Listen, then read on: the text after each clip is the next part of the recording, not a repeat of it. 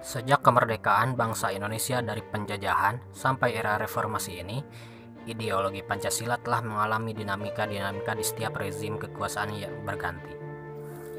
Pada zaman Orde Lama, walaupun Soekarno sendiri yang merupakan perumus Pancasila, tidak dapat dikatakan bahwa pemerintahan di zaman Orde Lama mengikuti sistem etika Pancasila.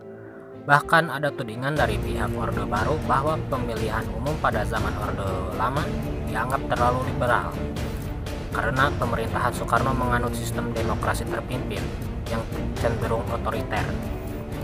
Pada zaman Orde Baru, sistem etika Pancasila diletakkan dalam bentuk penataran P4.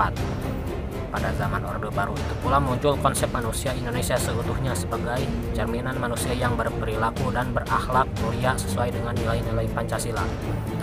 Pada zaman reformasi, Pancasila tenggelam dalam euforia demokrasi. Moral bangsa semakin hari semakin merosot dan semakin hanyut dalam arus konsumerisme, hedonisme, eksklusivisme, dan ketamakan.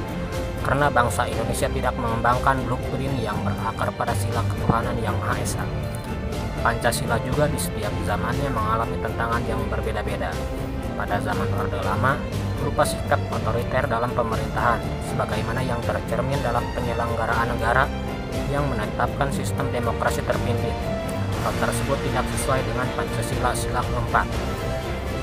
Pada zaman Orde Baru, tantangan terhadap sistem etika Pancasila terkait dengan masalah korupsi, kolusi, dan nepotisme yang merugikan penyelenggaraan negara. Hal tersebut tidak sesuai dengan Pancasila sila kelima.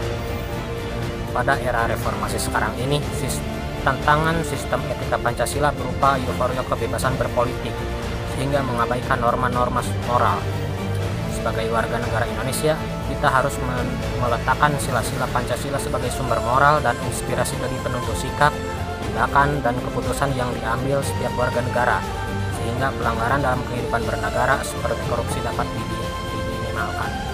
Saya Muhammad Izan Sidik dari Program Studi Pendidikan Sosiologi tahun 2019 kelas 2A, Fakultas Pendidikan Ilmu Pengetahuan Sosial Universitas Pendidikan Indonesia.